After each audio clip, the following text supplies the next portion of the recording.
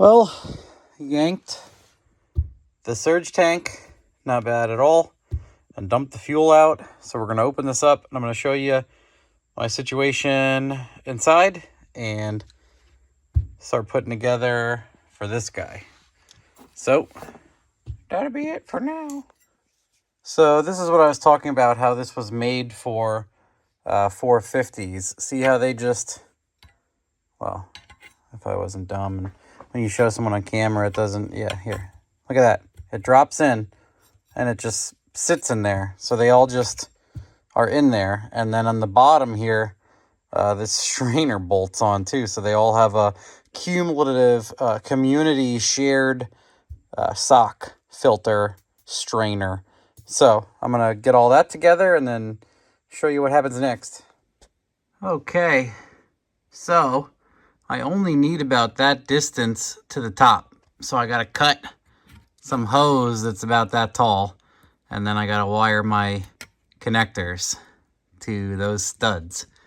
But there's the unit right there. And I got my Husky hose cutters and my hose.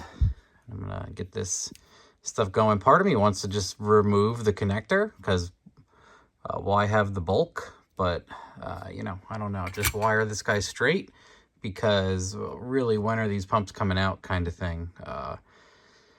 I'll figure it out. So what's next is I'm actually going to remove these plastic guys. I dislike them. I don't like it anymore. It is pretty crappy. So I am just pulling the plastic sleeve off and they are going to go on there, and I'm going to crimp the wire and I'm going to shrink that little doobie on there. And I'm going to put the connectors on for now, just because I feel like I'm going to screw something up and ruin something. So going with the connector. BRB. Welcome back. Thanks for tuning in. Piggies installed. So this is all done. And you can see there's a bolt in the center that pulls it up against the face there, the billet head end. And then there's a screen that bolts over it. I lost this bolt. Don't judge me, Radium Engineering. I cannot find it.